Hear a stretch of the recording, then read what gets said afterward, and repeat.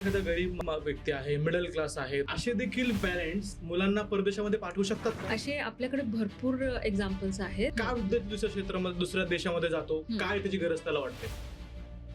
मला एखादं एक्झाम्पल तुम्ही सांगू शकता? एखादा विद्यार्थी तुमचा होता, खूप गरीब विद्यार्थी होता, दुसऱ्या कंट्रीमध्ये जाऊन एक चांगलं करिअर त्याने सुरू केलेलं आहे. पहिलं नाव सांगेल मी आमच्या मुलांचं लक्ष्मण सावळकर. बॅकग्राऊंड त्याचे वडील शेतकरी होते. एक विद्यार्थी आहे ज्याला दुसऱ्या कंट्रीमध्ये जायचं, त्याला कितीचं लोन घ्यावं लागत असेल? मिनिमम कॉस्ट सांगितलं तर 30 लाखापासून सुरू होतं. आजच्या काळात जवळपास प्रत्येक विद्यार्थी, प्रत्येक पालकाचं एक स्वप्न असतं, आपल्या मुलानं परदेशात जाऊन उच्च शिक्षण घ्यावं, जागतिक दर्जाचं करिअर करावं आणि आयुष्यात मोठं यश मिळवावं. दरवर्षी भारतातून लाखो विद्यार्थी परदेशात शिक्षणासाठी जातात आणि या सगळ्या प्रश्नांची उत्तरं आपण या पॉडकास्टमधून जाणून घेणार आहोत राईज अप एज्युकेशनच्या फाउंडर देवयानी खरे यांच्याकडून. त्यांनी गेल्या 25 वर्षाहूनही जास्त काळामध्ये 10,000 पेक्षा जास्त विद्यार्थ्यांना परदेशात शिक्षण आणि करिअरची योग्य दिशा दाखवली आहे. एखादा विद्यार्थी जर समोर परदेशामध्ये पाऊल ठेवत असेल, तुमचा 25 वर्षांचा अनुभव आहे, काय त्याला एक कान मंत्र द्याल की त्याने तो लक्षात ठेवलाच पाहिजे विदेशात जाताना? परिश्रम सोडू नका. डिसिप्लिन खूप महत्वाचं आहे. Conviction and persistence that will take you through global careers. अँड जर डिसिप्लिन असेल तुमच्याकडे तर you can conquer the global world. आजचा विषय खूप महत्वाचा असणार आहे. मला असं वाटतं की प्रत्येक विद्यार्थ्याचं कधी ना कधी स्वप्न असतं की आउट ऑफ जाऊन काहीतरी शिकायचंय त्याला. पॅरेंट्सचं स्वप्न असतं की माझ्या मुलांना दुसऱ्या देशामध्ये जावं, तिथे जाऊन शिकावं. परंतु मला असं वाटतं की आजकाल ट्रेंड आलाय. इथून मागं मला आय डोंट नो की किती मुलं जात होते, परंतु खरंच हा ट्रेंड सध्या आलेला आहे की इथून मागे देखील विद्यार्थी दुसऱ्या कंट्रीमध्ये जाऊन शिक्षण घेत होते. नमस्कार गणेश, थँक्यू मला इथे बोलवण्याबद्दल आणि I am glad I am here. आता हा प्रश्न जो ट्रेंड आला आहे, तर हा ट्रेंड आलेला नाही आहे, हा खूप वर्षांपासून आहे. हो, एवढं आहे की एक 10-15 वर्षापूर्वी फक्त एलाइट क्लास, श्रीमंत घराचे मुलं जात होते, ज्यांना परवडत होतं. पण आता सध्या म्हणजे एक 8-10 वर्षापासून इतके सगळ्या क्लासचे मुलं जातात आणि त्यांना सगळ्यांना सगळ्या फॅसिलिटीज अवेलेबल होतात. म्हणजे फायनान्शियल सपोर्ट आहे, सगळ्या टाईप्सचे सपोर्ट्स मिळतात आणि मग कुठल्याही क्लासचा मुलगा जाऊ शकतो. फक्त मुलांनी होतकरू मुलगा असायला पाहिजे, मेरिटोरियस असायला पाहिजे आणि त्याची जिद्द आणि कन्व्हिक्शन असायला पाहिजे जाण्याची, तर कुठलाही मुलगा जाऊ शकतो. आता या फील्डमध्ये मी ऑलमोस्ट 20-25 वर्षापासून आहे आणि मी सगळे उन्हाळे पावसाळे बघितलेत. म्हणजे मुलांचं करिअर घडताना बघितलंय. आता मोठ्या मोठ्या कंपनीत मुलं आहेत, तिथे परदेशात स्थायिक पण झालेले आहेत. काही मुलं शिक्षण घेऊन नोकऱ्या करून परत आलेले आहेत आणि इथे मोठ्या मोठ्या MNC मध्ये काम करतायत. तर हा ट्रेंड खूप जुना आहे, पण आता जास्त लोकांपर्यंत पोहोचतो आहे आणि सगळ्या स्ट्रॅटामधले मुलं जातात आता. ओके, मला आता सांगा की परदेशात जायचंय, परंतु सगळ्यात मोठा प्रश्न एखाद्या पॅरेंट समोर हा असतो की खर्च किती येईल. मोठे मोठे ज्यांचं बॅकग्राऊंड आहे, पॅरेंट्स ऑलरेडी वेल एज्युकेटेड आहेत, त्यांच्याकडे पैसा आहे, ते पाठवतात मुलांना. परंतु समजा आज एखादा गरीब व्यक्ती आहे, मिडल क्लास आहे, त्याचं हातावर सपोर्ट आहे, असे देखील पॅरेंट्स मुलांना परदेशामध्ये पाठवू शकतात का? हो, मुलांना परदेशात पाठवणं आता कुठल्याही मुलाला शक्य होतं. फक्त प्रॉपर गायडन्स पाहिजे त्याला आणि वेळेवर मार्गदर्शन पाहिजे त्याला. म्हणजे आमच्यासारखे कन्सल्टंट्स त्यांना कनेक्ट करून देतो. फायनान्शियल अथॉरिटीज भरपूर असतात आणि NBFCs असतात, बँकिंग सेक्टर्स असतात, प्रायव्हेट प्रोव्हायडर्स, लेंडर्स असतात आणि प्रत्येक मुलाचं स्वप्न पूर्ण होऊ शकतो. मग तो कुठल्याही, म्हणजे तो गरिबाचा मुलगा असो की श्रीमंताचा मुलगा असो, होतकरू असेल आणि चांगल्या मेरिटवाला मुलगा असेल तर त्याचं पूर्ण म्हणजे स्वप्न पूर्ण करण्यासाठी आम्ही बसलेलोच आहोत. मला एखादं एक्झाम्पल तुम्ही सांगू शकता? एखादा विद्यार्थी तुमचा होता, खूप गरीब विद्यार्थी होता, परंतु तो दुसऱ्या कंट्रीमध्ये जाऊन एक चांगलं करिअर त्याने सुरू केलेलं आहे. पहिलं नाव सांगेल मी आमच्या मुलांचं लक्ष्मण सावळकर. 2010 मध्ये लक्ष्मण परदेशी गेला, UK मध्ये उच्च शिक्षणासाठी. लक्ष्मण एक हंबल फॅमिलीमधला होता, त्याचे वडील शेतकरी होते. पुणे युनिव्हर्सिटी मधली स्कॉलरशिप मिळाली होती त्याला आणि असं स्कॉलरशिप मिळणं पण त्यावेळेस असं आमच्यासाठी पण नवीन होतं, कारण की मुलं तिथे जाऊन युनिव्हर्सिटीची स्कॉलरशिप घेतात, पण ह्याला इथूनच स्कॉलरशिप मिळालेली होती. आणि मग हा त्या स्कॉलरशिपवर म्हणजे युनिव्हर्सिटी म्हणजे ट्युशन पण कव्हर झालेली होती आणि दुसऱ्या संस्थांनी वगैरे त्याची लिव्हिंग पण कव्हर केली अरे होती. वा. आणि मग त्यांनी तिथे जाऊन आज लक्ष्मण सावळकर 10-15 वर्षानंतर एक मोठ्या कंपनीचा मालक आहे. मॅग्नस फार्म म्हणून आहे त्याची कंपनी आणि ऑलमोस्ट 1,000 कोटीची उलाढाल आहे. 15,000 कुटुंबांचं म्हणजे भरणपोषण होतं, म्हणजे एम्प्लॉईड आहेत 15,000. तर ती एक केस माझ्यासाठी खूप अभिमानास्पद आहे. ग्रेट. तर म्हणजे एक शेतकऱ्याचा मुलगा जाऊ शकतो. आणि दुसरं आहे, आता रिसेंटली आम्ही पाठवले होते साहिल शिराळकर. बर. साहिलचे वडील पण एकदम असे हंबल बॅकग्राऊंडचे आहेत आणि ते वाहन चालक आहेत बर. स्कूलमध्ये. आणि त्यांचा मुलगा तो पण UKला उच्च शिक्षणासाठी गेला. तर त्यांनाही आम्ही फायनान्सेस मिळवून दिले आणि नंतर त्याला असा कोर्स उपलब्ध करून दिला जसं 2 इयर्सचा प्रोग्राम होता. First year academic, second year internship, paid internship होती त्याची. आणि नंतर 2 इयर्स नंतर 2 इयर्स पोस्ट स्टडी वर्क विजा त्याला मिळाला तिथे. आणि त्याचं पण हेच होतं. आणि नंतर त्याला 5,000 पाऊंड्सची स्कॉलरशिप्स पण मिळून बरं. गेली. तर हे असं प्रॉपर गायडन्स मिळालं आणि वेळच्या वेळी ते संधी, ज्या ऑपॉर्च्युनिटीज आहेत त्याला अवेल केली तुम्ही, तर तो जाऊ शकला आणि अशी भरमसाठ मुलं गेलेले आहेत ओके, आपल्याकडचे. ग्रेट. तर खूप छान. मला या दोन्ही एक्झाम्पल्स मध्ये ना एक गोष्ट जाणवली, ती म्हणजे स्कॉलरशिप. राईट. मग स्कॉलरशिप म्हणजे नेमकी काय असतं हं. आणि विद्यार्थ्यांना ते स्कॉलरशिप कशी मिळते बरं? प्रत्येकाची केस डिफरंट असती. प्रत्येकाच्या कंट्रीप्रमाणे, युनिव्हर्सिटीप्रमाणे आणि मुलाच्या कॅलिबरप्रमाणे स्कॉलरशिप असती. म्हणजे वेगळ्या वेगळ्या कंट्रीज वेगळ्या स्कॉलरशिप देतात. जसं UKमध्ये शेमनिंग स्कॉलरशिप असती, जर्मनीमध्ये डॅड स्कॉलरशिप असती बरं. आणि नंतर US मध्ये वेगळ्या मेरिटोरियस स्कॉलरशिप्स असतात. तर अशा असतात. आणि नंतर इथल्या संस्था पण काही स्कॉलरशिप देतात मुलांना आणि काही स्कॉलरशिप्स मुलं मेरिटोरियस बेसिसवर घेतात. म्हणजे त्यांचं मेरिट चांगलं असेल, GPA चांगलं असेल तर त्यांना मिळतं. ऍप्लिकेशन करताना पण भरपूर मुलांना स्कॉलरशिप्स मिळते, कारण की काही काही युनिव्हर्सिटीजमध्ये स्कॉलरशिपचे वेगळे डिपार्टमेंट्स असतात आणि मग तिथे कुठे अप्लाय करायचं वगैरे हे मुलांना माहीत नसतं. मग आमचं ऑफिस त्यांना सांगतं की या कोर्ससाठी, या युनिव्हर्सिटी साठी या डिपार्टमेंटमध्ये अप्लाय करा स्कॉलरशिप्स. ओके. आपल्याकडे टेक्सास स्टेट युनिव्हर्सिटी आहे. ती अशी युनिव्हर्सिटी आहे, US ची गव्हर्नमेंट पब्लिक युनिव्हर्सिटी ओके. आहे. आणि तिथे आम्ही बघितलंय मुलांना ऑलमोस्ट कधी 50% तर सोडा 100% पण स्कॉलरशिप अरे मिळालेली बापरे. आहे.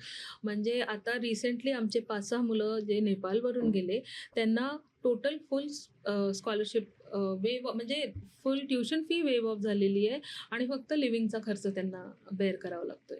आणि लिव्हिंगचा खर्च पण बेअर करताना मुलं ऑन कॅम्पस जॉब मिळवतात. ऑन कॅम्पस जॉब म्हणजे मग GA, TA, RA असतं, म्हणजे ग्रॅज्युएट असिस्टंटशिप म्हणतात त्याला किंवा टीचिंग असिस्टंटशिप. आणि ते ऑन कॅम्पस जॉब्स असतात त्यांचे. मग त्यांना स्टायफंड सुरू होतो आणि ह्या प्रकारे मग त्यांचे ते फायनान्शियल रिस्पॉन्सिबिलिटी स्वतःच पूर्ण करतात. Okay, great. सो मला थोडंसं ना समजून सांगा की आज विद्यार्थी जेव्हा एखादा आउट ऑफ जातो, दुसऱ्या कंट्रीमध्ये वगैरे जातो, त्याच्या पुढच्या करिअर ऑपॉर्च्युनिटीज काय आहेत आणि ज्या त्याला इथे इंडियामध्ये राहून मिळू शकत नाहीत? का विद्यार्थी दुसऱ्या क्षेत्रामध्ये, दुसऱ्या देशामध्ये जातो? काय त्याची गरज त्याला वाटते? गणेश, इंडियामध्ये पण खूप ऑप्शन्स अवेलेबल आहेत, पण ज्यांचं माइंडसेट इंटरनॅशनलायझेशनसाठी असतं किंवा जास्त प्रोग्रेस करायचं असतं, Okay. तुम्हाला इंटरनॅशनल लेवलवर एक्सपिरियन्स आणि चमकायचं असतं, मग ते या फील्डमध्ये जातात, इंटरनॅशनल लेवलवर जातात. आणि इंटरनॅशनल लेवलवर मग त्यांना भरपूर ऑप्शन्स ओपन आहेत तिथे. मेनली इंटरनॅशनलायझेशनचा एक्सपिरियन्स घेण्यासाठी लाईफस्टाईल चेंज होती आणि तुमचं फास्ट होऊन जातं, अर्निंग इन्कम खूप फास्ट होऊन जातं. जसं तुम्ही पाऊंड्समध्ये कमावणं सुरू करता, नंतर तुम्ही युरोजमध्ये कमावणं सुरू करता, डॉलर्समध्ये कमावणं सुरू करता. आणि जेव्हा तुम्ही जाता कुठेही तर इथे एज्युकेशन लोन घेऊन जातात मुलं. राईट. आणि तिथे जाऊन जेव्हा ते कमवतात तेव्हा जे इन्कम असतं त्यांचं ते इतकं सबस्टॅन्शियल असतं की इथलं लोन ते रिपेमेंट लवकर करू शकतात. ओके. म्हणजे इंडियामध्ये येऊन परत लोन फेडणं म्हणजे त्यांना एक 10-15 वर्ष जातात, पण तिथे 3-4 वर्षात त्यांनी ते फेडू शकतात. मला एक एक्झाम्पल सांगू शकता तुम्ही? फॉर एक्झाम्पल एक विद्यार्थी आहे ज्याला दुसऱ्या कंट्रीमध्ये जायचंय. फॉर एक्झाम्पल युरोपियन कंट्रीमध्ये जायचंय, हा. त्याला कितीचं लोन घ्यावं लागत असेल आणि तो ते किती दिवसामध्ये किती वर्षामध्ये रिपे करू शकतो बरं तिथे? आता ह्या प्रश्नाचं उत्तर एकदम एका ह्याच्यात नाही आपण इन अ नटशेल Okay. नाही देऊ शकत. ह्याचं टोटल डिपेंड तो विद्यार्थी त्याची युनिव्हर्सिटी कुठली सिलेक्ट करणार आणि तो त्याचं करिअर कसं घडवणार आणि त्याला Okay. नंतर प्लेसमेंट आणि इंटर्नशिप ऑप्शन्स तो कसा कसं मिळवून मिळवणार घेणार त्याच्यावर अवलंबून आहे. एका तर ऍव्हरेज आता विद्यार्थ्यांसाठी? average विद्यार्थ्यांसाठी येस, मी सांगेल एखादा मास्टर्स प्रोग्रामसाठी एखादा मुलगा गेला, मिनिमम कॉस्टिंग इथे जर सांगितलं तर 30 लाखापासून सुरू होती बरं. तुमची. म्हणजे खर्च तुमचा वर्षाचा 30 लाख ते आणि नंतर मग 60-70 लाख किती पण असू शकतो, depend on so country. Minimum एका वर्षाचा खर्च 30 लाख रुपये आहे हो, तिथे. 30 लाख तर आहे. बरं. सो त्या माझं जसं university. बजेट आहे त्या अकॉर्डिंगली मी युनिव्हर्सिटी टार्गेट करू Yes, शकतो, yes. त्या अकॉर्डिंगली मी कंट्रीज टार्गेट हो करू हो, शकतो, राईट? त्यानुसार तुम्ही युनिव्हर्सिटीज आणि कंट्री टार्गेट करू शकता. त्याच्यासाठीच आम्ही मग तुमचं प्रोफाईल चेक करतो, तुमचं बजेट चेक करतो आणि त्यानुसार तो आणि तुमचं म्हणजे जीपीए आणि तुमचं बाकीचे प्रोसेस चेक करून तुम्हाला सजेस्ट करतो कुठली युनिव्हर्सिटी आणि कुठली कंट्री आहे. मला म्हणजे जर ते एक- रुपीज मध्ये सांगाल ऍव्हरेज सॅलरी किती असते? ते हा. युके मध्ये म्हणजे बेसिक 3 लाखापासून सुरुवात होती कारण महिना. आपल्या इथेच हा. 3 ते 4 लाख असं नटशेल मध्ये सांगायचं झालं तर 30-40 लॅक्स तो कमवू शकतो. म्हणजे आरामात जेवढं वर्षाला. त्याचं लोन आहे तेवढं हो. तो एका वर्षभरामध्येच कमवू शकतो. हा, एका वर्षात कमवू शकतो आणि नाही तर मग 2-3 वर्ष लागतील त्याला, पण 2-3 वर्षात ते कारण लोन तिथला संपून खर्चही जातं. maybe त्याचा खर्च असेल. पण तसा असतो आणि बाकीचे क्रायटेरियाज पण बघायचे. लिव्हिंग एक्सपेन्स पण तेवढाच असतो, कारण की तिथे करेक्ट करेक्ट जर तुम्ही पाऊंड्स मध्ये कमवताय तर पाऊंड्स मध्येच तुम्हाला Spend देखील pound मध्ये पाऊंड्स मध्ये करायचं आहे. करावं लागतं. करेक्ट. मग सो जनरली पण मला असं वाटतं की हा. 2 ते 3 वर्षभरामध्ये हे 30 लाखाचं लोन तो Clear करू आरामात शकतो. रिपे करू शकतो. Right, परंतु repay मला करू इथे एक शकतो. प्रॉब्लेम असा वाटतोय, हा. तुम्ही म्हटलात की वर्क परमिट हे 2 ते 3 वर्षांचं असतं, राईट. राईट? पण जर माझं वर्क परमिट संपलं पण नंतर परमिट मिळणं इझी आहे काय, याच्यामध्ये काय स्ट्रगल्स परत आहेत? मग ह्याच वेळेस जो तुम्ही वर्क परमिट मिळतं तुम्हाला, त्यावेळेस खरं चॅलेंज स्टार्ट होतं. ओके. म्हणजे तुम्ही असं नाही की जॉब मिळालाय आणि तुम्ही अर्निंग सुरू केलं आणि रिपेमेंट सुरू हा. केलं. You have to prove yourself. Correct. Continuous ते तुमचं इतकं प्रूव्ह करावं लागतं त्या कंपनीला की ते यू मेक युअर सेल्फ इनडिस्पेन्सिबल, की कंपनीने तुम्हाला सोडायलाच नाही पाहिजे आणि कंपनी तुम्हाला मग स्पॉन्सर करते. आणि मग स्पॉन्सर करते म्हणजे हे मी युके बद्दल बोलते. Okay. जर तुम्हाला कंपनीची स्पॉन्सरशिप मिळाली तर तुम्हाला कंटिन्युटी राहते, मग तुम्ही तिथे वर्क करू शकता अजून काही वर्ष. US मध्ये पण असंच आहे. OPT संपल्यानंतर म्हणजे OPT म्हणजे काय? OPT is optional practical training. Okay. जसं 2 प्रकार असतात. काही मुलं जे बिझनेस प्रोग्रामसाठी जातात तर त्यांना 1 इयरचं OPT मिळतं आणि काही मुलं जे स्टेम कोर्सेस असतात, STEM, science, technology, engineering and mathematics, या प्रोग्रामसाठी जातात तर त्यांना 3 वर्षाचं OPT मिळतं. ओके. 3 वर्ष म्हणजे they can stay back after completion of their masters आणि मग ते जॉब करू शकतात आणि मग ते जॉब करता करता ते लोन रिपे करतात. रिपे करतात. आणि त्या OPTच्या वेळेस त्यांना ते म्हणलं ना की मेक युअर सेल्फ इनडिस्पेन्सिबल. त्या कंपनीमध्ये इतकं काम करा, इतकी मेहनत करा की तुम्हाला त्यांनी कंपल्सरी दिलंच पाहिजे. मग ते तुमचा वर्क विजा तो US म्हणलं तर मग H1 मध्ये कन्वर्ट होऊन जातो. आता खूप टफ झालेलं आहे H1 वगैरे. पूर्वी मिळायचे मुलांना, आता खूप टफ झालंय. म्हणून US जरा टफ झालेलं आहे आणि कल आता मुलांचा युरोपियन कंट्रीजमध्ये जास्त झालेला आहे. बर. म्हणजे वर्क परमिट आपण तो एक्सटेंड करू शकतो जर हा. ते चांगलं काम आपण केलं Right. तर ती कंपनी देखील आपल्याला स्पॉन्सर करू शकते. हो. मला असं वाटतं की आपल्या इथली मुलं जर तिकडे गेले आणि जर त्याला तिथे सेटल व्हायचं असेल तर तो डेफिनेटली हार्डवर्क एफर्ट्स Yes. घेणारच आहे Yes. आणि जेणेकरून त्याला तिथे वर्क परमिट वगैरे जे आहे ते एक्सटेंड होऊ शकेल. Yes. मला याच्या मागे दुसरी एक बाजू समजून सांगा की तुम्ही म्हटलात की US मध्ये थोडंसं डिफिकल्ट झालंय, तर मग आज कुठल्या कुठल्या कंट्रीज आहेत ज्या कंट्रीजमध्ये आपले इंडियन स्टुडंट्स जे आहेत ते चांगल्या प्रकारे इझिली जाऊ शकतात आणि तिथे जाऊन एक चांगलं करिअर स्वतःचं घडवू शकतात?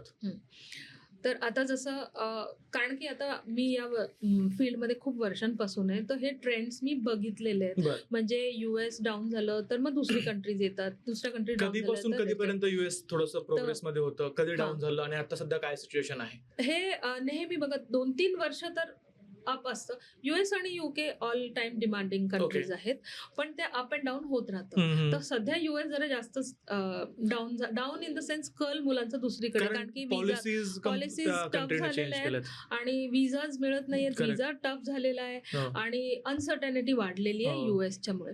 म्हणून मग मुलं तिथे न जाता आता UK मध्ये जातात. UK पण थोडासा आता टफ झालेला आहे. तर मेनली आता आम्ही जो कल बघितलाय तो आहे युरोपियन कंट्रीजमध्ये. युरोपियन कंट्रीजमध्ये ह्याच्यासाठी, कारण की खूप इझिली जाऊ शकतात मुलं आणि yes they have to prove themselves.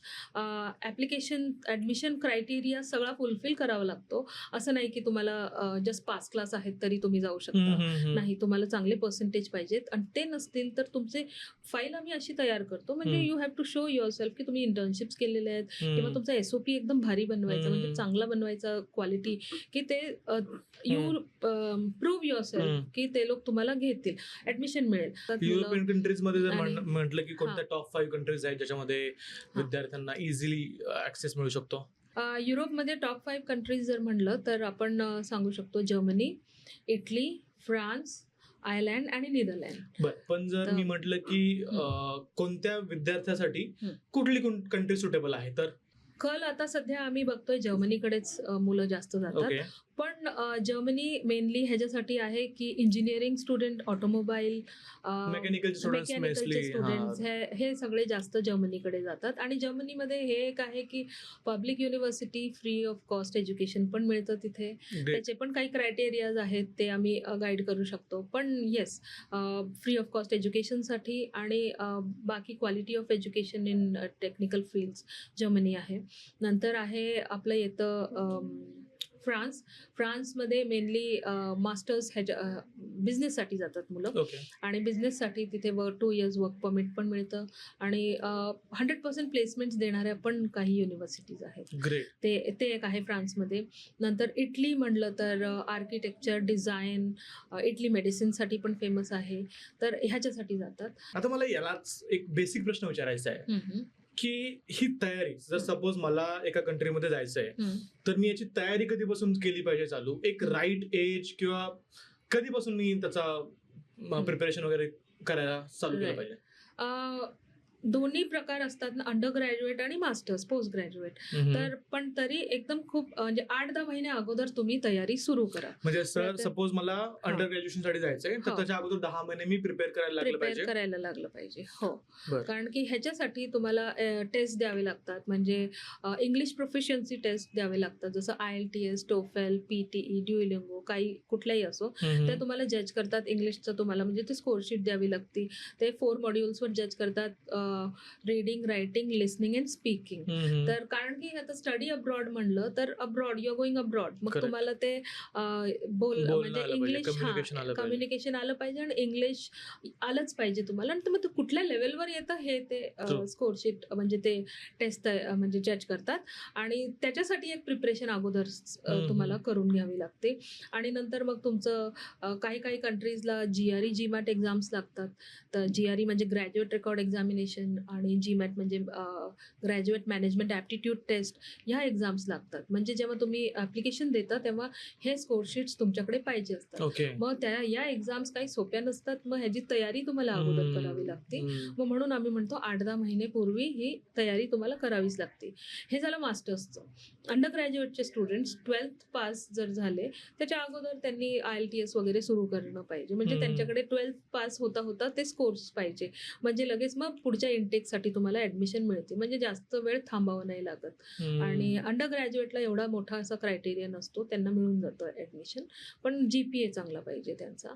नंतर त्यांचे रेझ्युमेज वगैरे आम्ही बनवून देतो, म्हणजे आम्ही हेल्प करतो ते बनवण्यात. तर ते सगळे तशी फाईल तयार करतो. आणि येस, म्हणजे एक जर स्टडी अब्रॉडचं डोक्यात असेल तर 8-10 महिने पूर्वी तुम्ही तयारी सुरू, म्हणजे 12वी मध्ये असल्यावरती सुरू करायचं जर अंडर ग्रॅज्युएशन साठी जायचं असेल तर? हो, 12वी मध्ये असताना सुरू करायचं. ओके.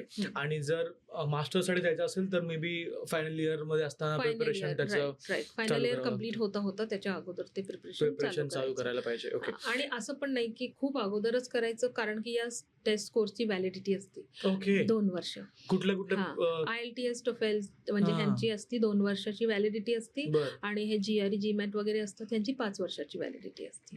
तर ते तुम्ही देऊन ठेवू शकता. पण IELTS TOEFL असं खूप अगोदर फर्स्ट सेकंड इयर मध्ये नाही द्यायचं, नाही तर तुम्ही जेव्हा ऍप्लिकेशन करता तोपर्यंत त्याची व्हॅलिडिटी संपून जाते, मग तुम्हाला ते रिटेस्ट द्यावी लागते. करेक्ट. म्हणून मग एक टाइम फ्रेम असते त्याची. अजून लँग्वेजचं सांगण्याचं अजून एक पॉइंट इम्पॉर्टंट आहे की 20 hours पर वीक मुलं पार्ट टाइम जॉब्स करू शकतात. बर. आणि त्यावेळेस मग म्हणजे शिकताच ते 20 hours पर वीक करू जसं शकतात. आपल्या इथे कमवू शिका तशा प्रकारचं. तसं आहे. आणि मुलं करतातच. आपले Okay. मुलं तर जातात बाहेर परदेशात, कारण की ते त्यांचं अर्निंग सुरू होतं. मग ते पार्ट टाइमनी त्यांचं पॉकेट मनी पण अर्न सुरू होतं. तर तेव्हा ते त्यांना कारण की जनसंपर्कात येतात ते, हो. तर मग त्यांना ते लँग्वेज गरजेची राहते आणि Okay. त्याचा फायदा होतो मग ते जर इथूनच शिकून गेले. दुसऱ्या कंट्रीज मध्ये वर्क कल्चर, तुमचे खूप सारे स्टुडंट्स असतील, तुमचं डिस्कशनही होत असेल, तर तिथलं वर्क कल्चर मध्ये आणि आपल्या इंडियन वर्क कल्चर मध्ये काय डिफरन्सेस तुम्हाला दिसतात? अच्छा, वर्क कल्चर मध्ये तसं पाहिलं तर गणेश, मेहनत सगळीकडेच करावी लागते. कुठे टफ असतं, कुठे एवढं टफ नसतं. पण एवढं आहे की तिथे परदेशात मेनली ते लोक वर्क लाईफ बॅलन्स करून चालतात. म्हणजे 8 तासाचा जॉब असेल तर 8 तासच तुम्हाला करायचंय. आपले इंडियन मुलं इतके मेहनती असतात की ते करतात जास्त, पण ते त्यांच्यावर असतं आणि मुलं प्रूव्ह करतात स्वतःला आणि तिथले एम्प्लॉयज खुश पण होतात. पण वर्क लाईफ बॅलन्स तिथे भरपूर असतो आणि रूल्स रेग्युलेशन्स खूप फॉलो केले जातात. Okay. वर्क लाईफ बॅलन्स आहे मला, Right. मी मानलं. परंतु मला सांगा की जसं आपल्या इथे सवय असते आपल्याला घरचं खाण्याची, घरचं अन्न असतं, तिथे आय डोंट थिंक की आपलं इंडियन फूड बाहेर मिळू शकतं. मग खाण्यापिण्याचे हाल होतात. कशी लाईफ असते तिथे?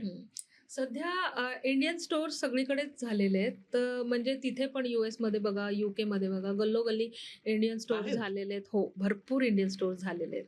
पण काय होतं, मुलं स्टुडंट्स असतात, जातात आणि स्टोअर्स मधून घेतात, पण ते बनवून खावं लागतं तुम्हाला. मग तेवढा तुमचा टाइम तिथे जातो. cook नाही आणि मिळत.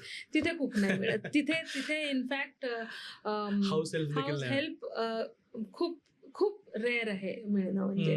तर आता हे स्वतः बनवावं लागतं. म्हणजे तुम्ही शिकताय पण, स्वतःचं जेवण पण तयार करतायत, स्वतःची लॉन्ड्री पण करतायत, हे सगळं पण करतायत. आणि हे मी खूप वर्षापासून बघते मुलांना. म्हणजे त्रास होतो, पण ते एकदम परफेक्ट होऊन जातात हे सगळं. पण टफ असतं. पण हल्ली जसं प्रत्येक फील्डमध्ये थोडंसं इझीनेस आलेलं आहे आणि सपोर्ट सिस्टम खूप वाढलंय. तसं आता ह्या फूड ह्याच्यात बघितलं म्हणजे ह्या पॉइंटच्या दृष्टिकोनातून आमच्याकडे म्हणजे जसं माझी मुलगीच UK ला गेली शिकायला. म्हणजे आता ती जॉब करते. तिने मास्टर्स केलं प्रॉडक्ट डिझायनिंग मध्ये आणि नंतर तिला जॉब मिळाला. आता तर जॉब करते. पण तेच तिचं आता मी खूप मुलांना गाईड केलं, 20 वर्ष गाईड केलं, पण when I am in the shoes of a parent, तेव्हा मला एकदम खूप निटीग्रिटीज कळल्या. आणि मग तेव्हा आम्ही सगळे काय म्हणतात हे शोधण्याचं चालू केलं की ह्याचं इझी कसं होईल. तिला जेव्हा मी बघितलं स्ट्रगल करताना, स्वयंपाक पण करा, सकाळचा, दुपारचा, संध्याकाळचा, नाही तर आठवड्याभराचं बनवून ठेवा. आणि मग म्हणजे आणि ह्या मास्टर्स प्रोग्राम वगैरे करायचं गेलं तर खूप टफ असतं. अभ्यास पण आणि सांभाळणं खूप टफ असतं. तर मुलांचा वेळ त्यात जातो. मग आम्ही आता टायअप केलेलं आहे पोशाख म्हणून, पोशाख एका कंपनी बरोबर. ते रेडीमेड फूड्स प्रोव्हाइड करतात. म्हणजे आमची मुलं मग आता इथूनच पॅकेजेस नेतात. जसं 8 महिन्याचं असतं किंवा आठवड्याचं असतं किंवा 2-2, 3-3 महिन्याचं असतं. सकाळ, दुपार, संध्याकाळ 3 टाईप्सचं 3 वेळचे मील्स तुम्हाला पॅक करून दिलेले जातात. आणि त्याच्यात भाज्या असतात. 10 मिनिटात भाजी शिजून, म्हणजे गवार असो, भेंडी असो, कारलं असो, महाराष्ट्रीयन भाज्या सगळ्या मिळतात तिथे. आणि हे तर फक्त मुलांना एक पोळी वगैरे किंवा ते पिटा ब्रेड मिळतं ते आणावं लागतं. 10 मिनिटात भाजी होती आणि पौष्टिक भाजी असते ही सगळी. तर मग ते पण एक आम्ही सर्व्हिस चालू केली. हे ह्याच्यामुळे की जेव्हा मी ॲज अ पेरेंट हे चॅलेंज स्वतःहून बघितलं माझ्या मुलीचं, तेव्हा मग हे सुरू केलं. आणि आता आपले भरपूर मुलं ह्याचा म्हणजे फायदा घेत आहेत आणि त्यांना ते कुरिअस जात आहेत आणि ते Okay. खूप इझी होऊन जातं. ठीक आहे. सो मला असं काही एक्झाम्पल तुम्ही सांगू शकता, एखादा विद्यार्थी तुमचा आहे, मला जाणून घ्यायचं हॉटेल इंडस्ट्रीमधलं एखादा हॉटेल इंडस्ट्री, कारण हॉटेल इंडस्ट्री अशी आहे की माझा भाऊ आहे, त्याने हॉटेल मॅनेजमेंट केलंय. ज्यावेळेस त्याने ऍडमिशन घेतलं होतं हॉटेल मॅनेजमेंटला, माझा उद्देश हाच होता की त्याला तो ऑस्ट्रेलियासाठी खूप इच्छुक होता, ऑस्ट्रेलियामध्ये जाऊन काही करण्यासाठी. परंतु तुम्हाला माहिती असेल की 18-19च्या काळामध्ये ना थोडेसे ऑस्ट्रेलियामध्ये काही विद्यार्थ्यांमध्ये थोडंसं सिच्युएशन व्यवस्थित नव्हती. सो मग ते राहूनच गेलं.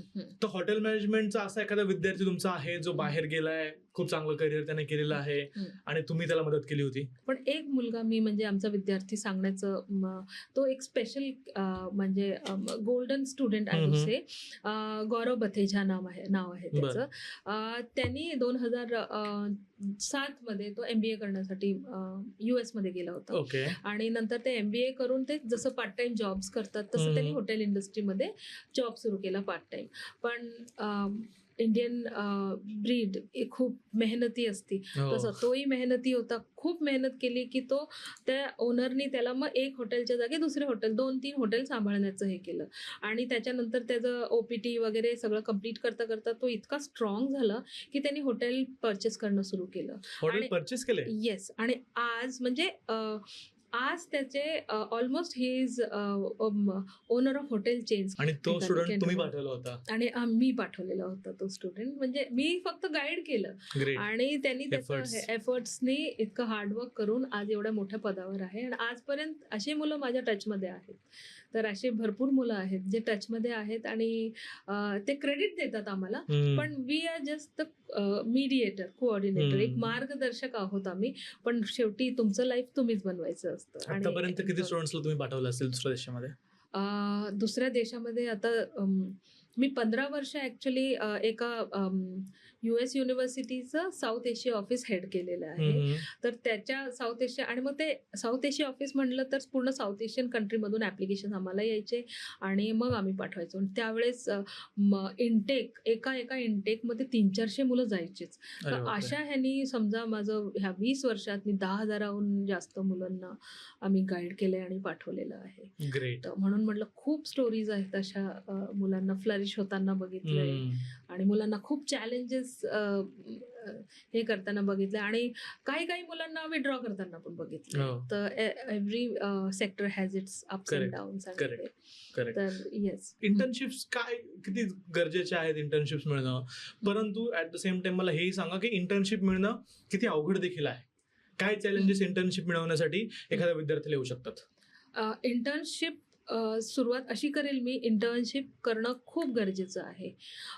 तुम्हाला गरज असेल नसेल पण इंटर्नशिप करावी. इंटर्नशिपनी तुम्हाला एक बेस तयार होतो आणि कंपनी म्हणजे इंटर्नशिप म्हणजे एका प्रकारचं तुम्हाला एक्सपिरियन्स मिळून जातो कंपनीत काम करण्याचा. आणि मग let it be paid internship or unpaid internship, पण इंटर्नशिप मुलांनी करावी हे माझं प्रखर मत आहे की करायची इंटर्नशिप. आणि मग तुम्हाला जसं नंतर म्हणतात ना, मी फ्रेशर आहे तर मला मिळत नाहीये जॉब, पण तुम्ही स्वतःला तेवढं केपेबल बनवा, पार्ट टाइम जॉब करा, इंटर्नशिप्स करा तुमच्या फील्डमध्ये. आणि मग त्यावेळेस तुम्ही पैशाकडे बघू नका की मला पेड इंटर्नशिपच पाहिजे असं नाही. अनपेड जरी मिळत असेल पण तुम्हाला जो एक्सपिरियन्स मिळतोय तो खूप मोलाचा ठरणार आहे तुमच्या पुढच्या भवितव्यासाठी. म्हणजे जॉब मार्केटमध्ये एंटर करण्यासाठी इंटर्नशिप्स खूप महत्वाचे आहेत. 1 year masters with placement year असं युनिव्हर्सिटीजचं म्हणजे ते कोर्स असतो. तर प्लेसमेंट इयर म्हणजे 1 year त्यांना मास्टर्स म्हणजे अकॅडमिक संपवल्यानंतर प्लेसमेंट इयर ऑटोमॅटिक मिळतं आणि त्याच्यानंतर ते प्लेसमेंट इयरमध्ये ते काम करतात. ते that could be paid or unpaid. आणि त्याच्यानंतर 2 वर्षाचं त्यांना पोस्ट स्टडी वर्क विजा ऑलरेडी मिळतो. मग ते म्हणजे टोटल त्यांना 3 वर्षाचा एक्सपिरियन्स मिळतो त्यांना. 1 वर्ष इंटर्नशिप आणि 2 वर्ष पोस्ट स्टडी वर्क. करेक्ट. मला थोडंसं समजून सांगा की जर आज आपला पॉडकास्ट पाहणारा एखादा गरीब विद्यार्थी आहे, हुशार आहे, त्याच्या पॅरेंट्सला वाटतं की आपल्या मुलाला त्याला आउट ऑफ पाठवायचं आहे, तर त्यांनी कशा प्रकारे आज पहिलं पाऊल उचललं पाहिजे? कदाचित एखाद्या विद्यार्थ्याला एक राईट डायरेक्शन आपण दाखवू शकतो, तर त्या पॅरेंट्सने काय करायला पाहिजे आज? जर तुम्हाला असं वाटतंय म्हणजे मुलाला स्वतःला पेरेंट्सला Parentsला वाटण्यापेक्षा मुलाला वाटलं पाहिजे. मुलाला वाटलं पाहिजे, मुलाची जिद्द आणि कन्व्हिक्शन पाहिजे. मग पहिलं पाऊल हे उचला की आधी स्टडी करा सगळं ह्याचं पूर्ण, म्हणजे स्टडी अब्रॉड काय असतं, मुलं गेल्यावर त्यांनी काय केलेलं आहे, त्यांचे हम्म. एक्सपिरियन्स बघा. हम्म. आणि हल्ली इंटरनेटमुळे तर Available आहे सगळं. Availability Correct. भरपूर आहे, तर ते करा. नाही तर एक चांगला कन्सल्टंट गाठा, म्हणजे पण त्या कन्सल्टंटचं पण रिलायबिलिटी पाहिजे, क्रेडिबिलिटी पाहिजे. म्हणजे तुम्हाला जे गायडन्स मिळतंय ते प्रॉपर पाहिजे ते Correct. आणि ते त्याला क्रेडिबिलिटी हवी आहे. म्हणजे त्यांची मुलं बघा की कुठे गेलेले आहेत, मुलं काय फीडबॅक देत आहेत ते. आणि मग नंतर एक प्रॉपर कन्सल्टंट भेटला तर मग ते लोक मग सगळं आम्ही, जसं फॉर एक्झाम्पल असं की आम्ही पूर्ण पॅकेज तयार करून देतो मुलांना. म्हणजे एकदा आमच्याकडे आले की तुम्हाला तुमच्या बजेटप्रमाणे मग तुम्हाला युनिव्हर्सिटी सुचवल्या जाते आणि मग तसे फायनान्शियल ॲडवायझर्स तुम्हाला नेमले जातात. मग ते लोक तुमचं बघतात की कसं तुम्ही म्हणजे अवेल करू शकता तुमचं एज्युकेशन लोन आणि हे. मग तुमचं सिबिल बघितलं जातं, तुमची प्रॉपर्टी किंवा काय, म्हणजे पण म्हणजे ते सगळं पॉझिटिव्हली तुम्हाला म्हणजे कुठल्या ह्याच्यात बसवू शकता आणि तुम्हाला लोन मिळेल असं पूर्ण प्रयत्न असतात. आणि आपले भरपूर मुलं तसे गेलेले आहेत. आधी असं वाटतं की कसं जाणार, माझ्याकडे नाहीये, पण ते एज्युकेशन लोन मिळणं पॉसिबल आहे आउट ऑफ जाण्यासाठी. हो भरपूर पॉसिबल. आणि हल्ली 90% मुलं एज्युकेशन लोन वरतीच जातात. ओके, मग त्यासाठी तुम्ही गाईड करता? भरपूर आम्ही गाईड करतो. आमचे फायनान्शियल पार्टनर्स आहेत भरपूर, नॅशनलाइज बँका आहेत, NBFC आहेत, प्रायव्हेट लेंडर्स आहेत. तर ते सगळे प्रॉपर मुलांना आम्ही गाईड करतो आणि लोन मिळवून देतो. आणि माझं एकच मुलांना सांगणं असतं की जर तुम्ही लोन घेऊन चालले तर पेरेंट्स तुम्हाला फक्त लोन मिळवण्यात मदत करतील, त्यांचं हे करून, पण रिपेमेंट तुमची जबाबदारी आणि ती जबाबदारी घ्या तुम्ही. मग ते प्रेशर असेल डोक्यात तर मग मुलं स्वतःचं करिअर खूप छान घडवू शकतील आणि दुसऱ्यांवर म्हणजे फायनान्शियली अवलंबून पेरेंट्सवर पण बर्डन नसतं, नाही नसायला पाहिजे. जर तुम्ही मास्टर्ससाठी चाललेत तर पेरेंट्सवर बर्डन नसायला पाहिजे. You should be a helpful hand for your parents. आता मला थोडंसं सांगा मॅम, समजा मी आहे, मला आउट ऑफ जायचंय, मी तुमच्याकडे आलो की मॅम मला कन्सल्ट करा, मला गाईड करा, तुम्ही काय काय गोष्टी चेक करणार आणि कशा प्रकारे तुम्ही मला एक राईट रोड मॅप दाखवणार? जेव्हा तुम्ही याल आमच्याकडे तर आधी समजलं जाईल की म्हणजे आम्ही तुम्हाला विचारू की कुठे जायचंय, कसं जायचं, काय ऍक्च्युली तुमचं हे आहे. काही मुलं एकदम ब्लँक, माहितीच नसतं, ब्लॅकबोर्ड सारखे येतात, कहीं पे भी भेज दो. तर हे असं नसावं. मग आधी त्यांची काउन्सिलिंग करावी लागते की शेवटी कहीं पे भी जाके आपको करना है वो सब कुछ. तर मग आम्ही ते बघतो तुमचं की तुमचे GPA किती आहे, तुम्ही काय काय केलं, इंटर्नशिप्स केल्यात की नाही. काही तर एकदम ग्रॅज्युएशन नंतरच आमच्याकडे येतात, मग त्यांच्याकडे काही नसतं तसं. मग त्यांचं ते तशी केस फाईल तशी प्रिपेअर केली जाते. आणि काही समजा क्रिएटिव्ह फील्डमध्ये चाललेत मुलं, आर्किटेक्चर किंवा फिल्म मेकिंग किंवा डिझायनिंग फील्डमध्ये, तर मग तिथे तुमचा पोर्टफोलिओ पाहिजे तुमच्याकडे. तर तुमचं अंडर ग्रॅज्युएशन त्याच फील्डमध्ये असेल तर पोर्टफोलिओ तयारच असतो, पण त्यांना थोडंसं अजून एनहॅन्स करतो. काही बिझनेसमध्ये जातात तर SOP पाहिजे, स्टेटमेंट ऑफ पर्पज. म्हणजे स्टेटमेंट ऑफ पर्पज हे असतं की तुम्ही तुमचं हे सांगता की का निवडलाय हा कोर्स आणि ह्याचा काय उपयोग होणार. समजा आता एखाद्या विद्यार्थ्याला तुमच्याकडून काही गायडन्स घ्यायचा आहे, तुम्ही कशा प्रकारे त्यांना गायडन्स देऊ शकता बरं? गायडन्स तर आपलं ऑफिस आहे, ढोले पाटील रोडवर आपलं ऑफिस आहे आणि वॉक इन पण करू शकतात कधी पण मुलं आणि parents. We are open 9:30 to 6. आणि आमचे इव्हेंट्स होत राहतात कंटिन्युअसली. आमच्या वेबसाईटवर ते डिस्प्ले पण केले जातात. आणि आता सध्या आता करंट आपला एक इव्हेंट होणार आहे, ॲडमिशन्स डे एज्युकेशन फेअर, 18 जुलैला होणार आहे तो, ढोले पाटील रोड कपिला बिझनेस हॉटेलमध्ये. तर तिथे युनिव्हर्सिटीज येणार आहेत, अब्रॉडच्या पण युनिव्हर्सिटीज येणार आहेत आणि इंडियन युनिव्हर्सिटीज पण येणार आहे. तर आपण दोन्ही ह्याला गाईड करतो मुलांना ज्यांना बाहेर पण शिक्षण घ्यायचे परदेशात किंवा इंडियामध्ये पण शिक्षण घ्यायचंय, तर तसेही स्टुडंट्सला आम्ही गाईड करतो. किती युनिव्हर्सिटीज येणार आहेत? टोटल एक 15 युनिव्हर्सिटीज येणार आहेत आणि आणि सगळे स्टुडंट्स आणि पेरेंट्सला आम्ही इन्व्हिटेशन देणार आहोत. या आणि बघा. आणि त्याच्यात आम्ही एक्स्ट्रा माईल सर्व्हिसेस ठेवलेत. म्हणजे हे जे आता मी बोलले होते प्रोव्हायडर हे म्हणजे फूड प्रोव्हायडर, नंतर सॉफ्ट स्किल डेव्हलपमेंट कशी करायची ते लोक येणार आहेत. नंतर कुरिअर, जसं मेनली आता फूड मुलांपर्यंत पोहोचवणं वगैरे. आणि पेरेंट्सला तर ह्या मुलांना वर्षातून 4-5 वेळा कुरिअर पाठवावंच लागतं. तर आपले कुरिअर्स वाले पण आहेत. म्हणजे त्यांच्याशी आपलं टायअप आहे. तर चांगल्या रिजनेबल रेट्समध्ये मुलांना कुरिअर पोचवलं जातं. नंतर असतं मेन आहे आमचं येणार आहेत हँडरायटिंग एक्सपर्ट्स. तर हँडरायटिंग अनालिसिस त्याचा हा फायदा होणार आहे की भरपूर मुलं जसं 12वी नंतर 10वी नंतरच सुरू करा की त्यांना माहीत नसतं की त्यांना कुठली फील्ड निवडायची आहे. मग मला इंजिनियर व्हायचं, डॉक्टर व्हायचं आहे का मला काय. पण भरपूर फील्ड्स अवेलेबल असतात, क्रिएटिव्ह फील्ड्स अवेलेबल असतात, बायोलॉजीच्या फील्ड्स अवेलेबल असतात. आणि मग त्या मुलाचं कुठल्या साईडला कल आहे त्याच्या हँडरायटिंगवरून ते तुम्हाला एक ॲनालिसिस दिलं जाईल. That will be a scientific analysis. आणि एक डेमो क्लास घेतला जाईल. आणि मग ते कळतं की मुलाचे स्ट्रेंथ्स काय आहेत, विकनेसेस काय आहेत आणि त्याचा कल कुठल्या बाजूला आहे आणि तो काय करू शकतो. मग इट मे बी पॉसिबल की त्याला असं वाटतंय की मी आई वडील म्हणतात डॉक्टर इंजिनियर व्हावं, पण तो कदाचित फोटोग्राफीमध्ये चांगला आहे, तो फिल्म मेकिंगमध्ये चांगला आहे, त्याला कसलं आहे. तर ते एक ॲनालिसिस करून आम्ही देतो आणि मग ते शेवटी म्हणजे ते डिसिजन घ्यायला इझी पडेल मग मुलांना.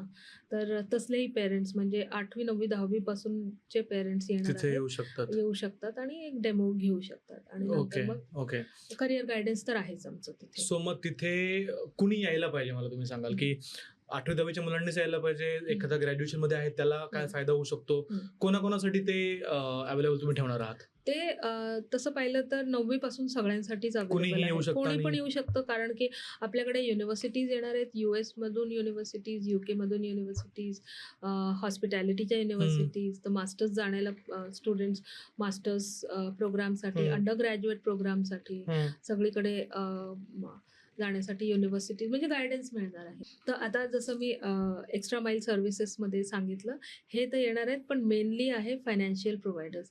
तर ते पण येणार आहेत. आणि म्हणजे एज्युकेशन लोन प्रोव्हायडर्स. तर ते आपले फायनान्शियल पार्टनर्स येणार आहेत. ते स्टुडंट्सला गाईड करतील की फायनान्स कशाप्रमाणे मिळू शकतं. एक सुरुवातीला बेसिक गायडन्स दिला की नंतर मग मुलं करतात.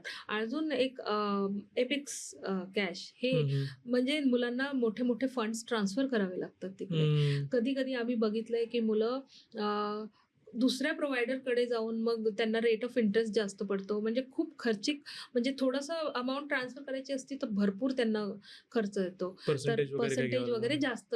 तर आपले रिलायबल सोर्स आहेत एबिक्स कॅश. तर त्यांच्याकडे म्हणजे आमचे आता खूप वर्षांपासून आमचे सगळे मुलं त्यांच्याकडून ट्रान्सफर करतायत. रिजनेबल ह्याच्यात ते लोक ट्रान्सफर करून देतात.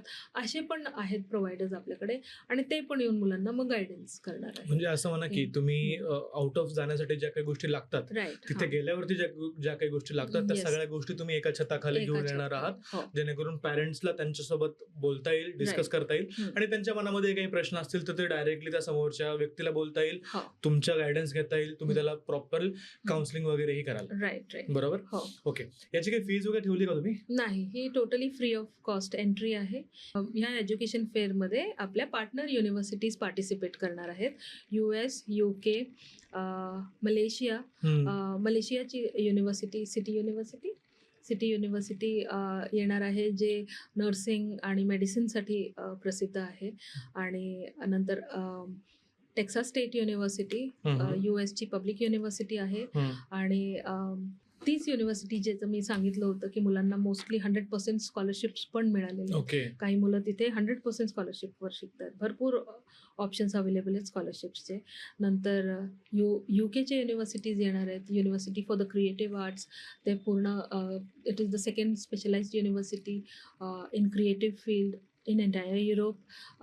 Film making, product design, architecture, interior design हे सगळे प्रोडक्ट म्हणजे कोर्सेस असतात त्यांच्याकडे. नाबा येणार आहे आपल्याकडे. नाबा एक युनिव्हर्सिटी इन्स्टिट्यूशन आहे इटलीचं, QS रँक्ड इन्स्टिट्यूशन आहे, ते येणार आहे. आणि मलेशियाचं येणार आहे, जशी बोलले मी सिटी युनिव्हर्सिटी. अजून UV ब्रिस्टल, UKची UV ब्रिस्टल युनिव्हर्सिटी येणार आहे. सगळे कोर्सेस असतात त्यांच्याकडे आणि भरपूर स्कॉलरशिप्स पण असतील. तर तिथे ते काही येणार आहे. ऍडमिशन्स वगैरेही ऑन स्पॉट होणार आहेत की फक्त ते गायडन्ससाठी येत आहेत? हां, तिथे ॲडमिशन म्हणजे जर तुम्ही प्रोफाईल आणलं तुमचं, तर असेसमेंट होईल आणि तुम्हाला सांगितलं जाईल की you are eligible and Okay. Otherwise you need this test. म्हणजे तिथे त्याला समजून जाईल की त्याला अजून काय डॉक्युमेंटची गरज लागणार आहे आणि त्याला आता किती % चान्स आहे Right. तिथे ऍडमिशन मिळण्याचं, म्हणजे सगळं रोडमॅप त्याचा पूर्णपणे रोडमॅप तयार होईल. तयार होऊन तयार होऊन जाईल. जाईल ओके, त्याचा. ग्रेट. हो. आपल्या एज्युकेशन फेअरमध्ये जे 18 जुलैला होणार आहे, त्याच्यात आपल्या पार्टिसिपंट युनिव्हर्सिटीज असणार आहेत, आपल्या पार्टनर्स आहेत त्या युनिव्हर्सिटीज. तर टेक्सास स्टेट युनिव्हर्सिटी येणार आहे, जी 100% स्कॉलरशिप्स पण देते स्टुडंट्सला. ओके. नंतर UKची University for the creative Arts येणार आहे. नंतर नाबा येणार आहे. इटलीचं ते इन्स्टिट्यूशन आहे, QS रँक्ड इन्स्टिट्यूशन आहे क्रिएटिव्ह फील्डमध्ये. नंतर UVW ब्रिस्टल येणार आहे, सगळे प्रोग्राम्स ऑफर करतात. HTMI स्वित्झर्लंड आहे, खूप सुंदर इन्स्टिट्यूशन आहे. आमचे भरपूर मुलं तिथे गेलेत शिकायला. आणि हॉटेल मॅनेजमेंटचे कोर्सेस, पेड इंटर्नशिप्स पण मिळते मुलांना तिथे. आणि भरपूर मुलांनी भरपूर करिअर छान केलेलं आहे. Switzerland is non for mainly hotel management.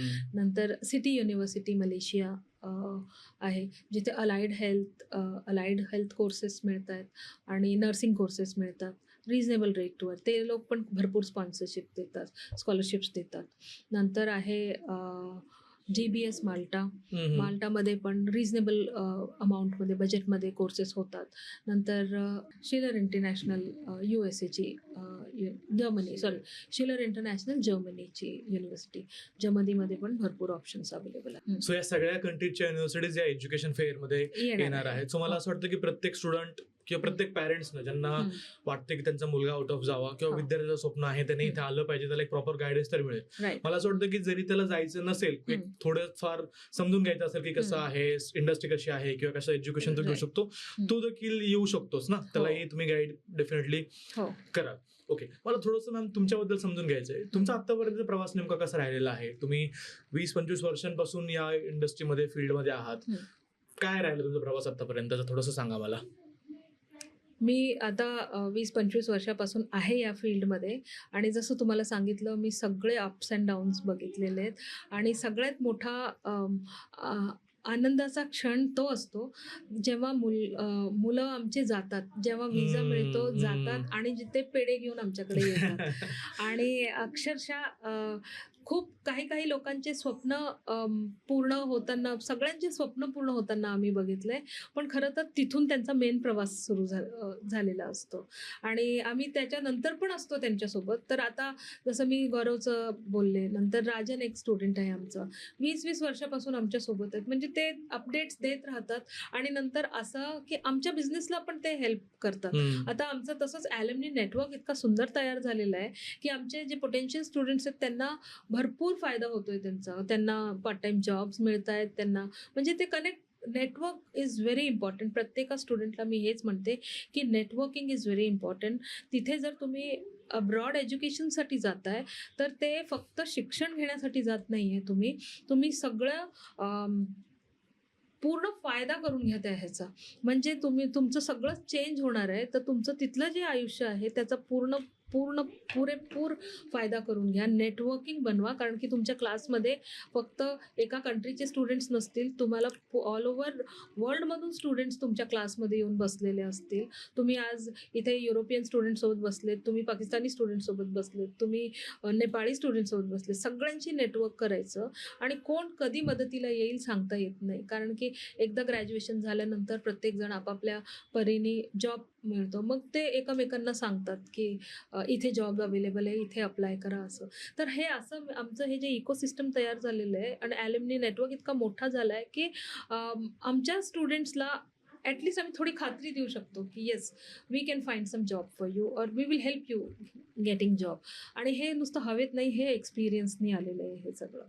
आणि हा माझा प्रवास म्हणजे प्रत्येका फॅमिलीला बघितलं आहे स्ट्रगल करताना आणि नंतर त्यांना विजा मिळाल्यावर काय आनंद होतो ते बघितलेलं आहे आम्ही. नंतर मुलं मोठ्या मोठ्या पदावर काम करतात आणि तरी आम्हाला भेटायला येतात, तर तो एक आनंदच वेगळा असतो. तर येस. Great great. मला एक शेवटचा प्रश्न तुम्हाला विचारायचा आहे की आता एखादा विद्यार्थी जर समोर परदेशामध्ये पाऊल ठेवत असेल, तुमचा 25 वर्षांचा अनुभव आहे, काय त्याला एक कान मंत्र द्याल की त्याने तो लक्षात ठेवलाच पाहिजे विदेशात जाताना? मी सगळ्याच माझ्या विद्यार्थ्यांना हाच एक मंत्र सांगते. मंत्र इन द सेन्स तो पूर्ण आयुष्यभराची म्हणजे ह्या एक्सपिरियन्सची एक शिदोरीच म्हणा, की तुम्ही बाहेर चालले आहात तर परिश्रम सोडू नका. परिश्रम तर तुम्हाला करावंच लागतं आणि डिसिप्लिन खूप महत्त्वाचं आहे. डिसिप्लिन तुम्हाला पाहिजेच आणि conviction and persistence that will take you through global careers. म्हणजे तुम्हाला खूप सारे चॅलेंजेस येतील कधी, कारण की तिकडे जाऊन सकाळी कोणी म्हणणार नाही की उठ आणि हे कर. ते तुम्हालाच उठायचंय, तुम्हालाच तुमचं जेवण बनवायचं आणि तुम्हालाच तुमचे क्लासेस अटेंड करायचे आणि त्याच्यात पण कोणी म्हणणार नाही की घरी आल्यावर जेवण कर वगैरे. ते पण तुम्हाला स्वतःच बनवायचंय, स्वतःच खायचंय. ह्यानी कधी कधी मुलं खूप अपसेट होतात, डिप्रेस पण होऊन जातात. ते नाही, कारण की तुम्ही एक मोठं ध्येय पकडलंय तर ते डोक्यात तेच ठेवायचं की मला शेवटी माझं ध्येय अचीव करायचं. आणि हे ध्येय एकदाच अचीव नाही होत, ते सातत्याने असतं. सगळ्या चॅलेंजेसवर तुम्हाला मात करावी लागते. हे आणि हे फक्त तुमचं कन्व्हिक्शन आणि डेडिकेशन, हे 2 गोष्टी लक्षात ठेवायचं. आवडत असो नसो, आज सुट्टी पाहिजे नाही, जर क्लास असेल तर जायचा आणि क्लास अटेंड करायचा. कुठल्याही परिस्थितीत आपला परिश्रम सोडायचा नाही, डिसिप्लिन सोडायचं नाही. अँड जर डिसिप्लिन असेल तुमच्याकडे तर you can conquer the global world. Great great. Thank you so much ma'am. तुम्ही खूप छान प्रकारे गाईड केलं विद्यार्थ्यांना. माझ्याही मनात खूप सारे प्रश्न होते, ते सगळ्यांची उत्तरं तुम्ही दिली. माझ्यासाठी तुमच्याकडे काही रॅपिड फायर क्वेश्चन्स आहेत. तुम्हाला एक प्रश्न विचारणार मी, त्याच्यामध्ये 2 ऑप्शन्स असतील, त्याच्यापैकी तुम्हाला एक ऑप्शन चूज करायचा आहे. ठीक आहे? ओके. सगळ्यात पहिला प्रश्न माझा असा आहे की विद्यार्थ्यांसाठी सर्वात उत्तम पर्याय कुठला, अमेरिका की युरोप? सध्याची परिस्थिती बघत युरोप उत्तम पर्याय आहे. ओके. जास्त महत्वाचं काय आहे, चांगल्या रँकचे विद्यापीठ की जास्त पगार देणारा कोर्स? जास्त पगार देणारा कोर्स. ओके. सध्याच्या काळात परदेशात जाणं हा एक ट्रेंड आहे की ही खरी गरज आहे? ही खरी गरज बनली आहे सध्या. ओके. नोकरी मिळवण्यासाठी जास्त काय लागतं, तुमची डिग्री लागते की तुमचं नेटवर्किंग लागतं? नेटवर्किंग. परदेशात गेल्यावरती सर्वात मोठा धक्का कोणता असतो, हवामानाचा की राहणीमानाचा? डिपेंड तुम्ही कुठल्या ह्याच्यात चाललेत, which part of the world you are, पण राहणीमानाचा फरक असतो. ओके. जाणवतो. शिक्षण संपल्यावरती सर्वोत्तम निर्णय कोणता असेल, तिथंच नोकरी करणं की भारतात स्वतःचा व्यवसाय सुरू करणं? गेल्यावर तुम्ही ऍक्च्युली मी प्रत्येक वेळेस सगळ्यांना सांगते की अकॅडमिक्स नंतर नोकरी नक्की करा. म्हणजे तुम्ही तिथे फक्त स्टडीज नाही, अकॅडमिक्स नाही, पण इंटरनॅशनल एक्सपिरियन्स पण घेतलाच पाहिजे. नाही तर काय उपयोग तुमचा? म्हणजे फक्त डिग्री तर मग तुम्हाला इथेही मिळेल, पण ते एक्सपोजर मिळण्यासाठी तुम्ही इंटरनॅशनल एक्सपिरियन्स घ्या. आणि जेव्हा तुम्हाला वाटतं की तुम्ही सेल्फ सफिशियंट आहात, इथे येऊन तुमच्या वाटा खुल्या असतात. MNC मध्ये जॉब करा, नाही तर स्वतःचा बिझनेस करा, पण एक इंटरनॅशनल एक्सपिरियन्स घेऊन या. ओके. विजा रिजेक्ट होण्याचं सर्वात मोठं कारण काय आहे, चुकीची कागदपत्रे की मुलाखतीतील आत्मविश्वास कमी असणं? दोन्ही असू शकतं. US विजा जे असतं ते इंटरव्ह्यू असतो, तिथे तुमचा आत्मविश्वास बघितला जातो मेनली, आणि नंतर मग कागदपत्र बघतात. असं कागदपत्र प्रॉपर असायला पाहिजेत तुमचे, कारण की ती पहिली पायरी आहे तुमची. आणि नंतर मग आत्मविश्वास. प्रत्येका विजामध्ये इंटरव्ह्यू होत नसतो, म्हणून तुमचा आत्मविश्वास ते नाही बघू शकत. म्हणजे UK मध्ये तुम्हाला फाईल द्यायची आहे फक्त, किंवा युरोपमध्ये फाईल द्यायची आहे, पण US मध्ये ते तुमचा आत्मविश्वास बघणार, कसं इंटरव्ह्यू देतात ते बघणार. ओके. तर डिपेंड्स. आणि शेवटचा प्रश्न, परदेशात जाताना सर्वात जास्त भीती कोणाला वाटते, पॅरेंट्सला वाटते की विद्यार्थ्यांना वाटते? विद्यार्थ्यांचं तर माइंड तयार झालेलंच असतं, पेरेंट्सला जास्त भीती वाटत असते. Okay. Great ma'am, thank you so much. खूप छान वाटलं तुमच्याशी बोलून. तुम्ही खूप छान प्रकारे सर्व प्रश्नांची उत्तरे दिली. मी प्रेक्षकांनाही सांगेल की जर तुम्हाला तुम्हाला स्वतःला जायचं असेल की तुमच्या फॅमिलीमध्ये मित्रपरिवारामध्ये कोणाला दुसऱ्या देशामध्ये जायचं असेल तर त्यांना हा पॉडकास्ट नक्की शेअर करा. आणि जर तुम्हाला मॅमला कॉन्टॅक्ट करायचं असेल, त्यांना त्यांच्या टीमसोबत एक काउन्सिलिंग करायचं असेल, एक फ्री काउन्सिलिंग सेशन घ्यायचं असेल, तर मी मॅमचे कॉन्टॅक्ट डिटेल्स, त्यांचं इंस्टाग्रामचं हँडल आणि त्यांची वेबसाईटची लिंक डिस्क्रिप्शन बॉक्समध्ये आणि कमेंट बॉक्समध्ये पिन करून ठेवणार आहे. तिथे जाऊन चेकआउट करा आणि त्यांना कॉन्टॅक्ट करा. त्या तुम्हाला 100% एक व्यवस्थित गायडन्स आणि राईट डायरेक्शन प्रोव्हाइड करतील याची मला खात्री आहे. Thank you so much ma'am. Thank you so much Ganesh. Thank you so much आम्हाला इथे इन्व्हाइट केल्याबद्दल. आणि एवढंच सांगेल सगळ्यांना, राईज अप म्हणजे एक क्रेडिबिलिटी आहे आणि आमच्याकडे आले की तुम्हाला एक प्रॉपर गायडन्स मिळेल, एक प्रॉपर इकोसिस्टम आहे आपल्याकडे आणि तुमच्या सगळ्या मार्ग ग्लोबल एक्सपोजरसाठी खुले आहेत. खुले असतील. Yes. Great. Thank you so much ma'am. Thank you.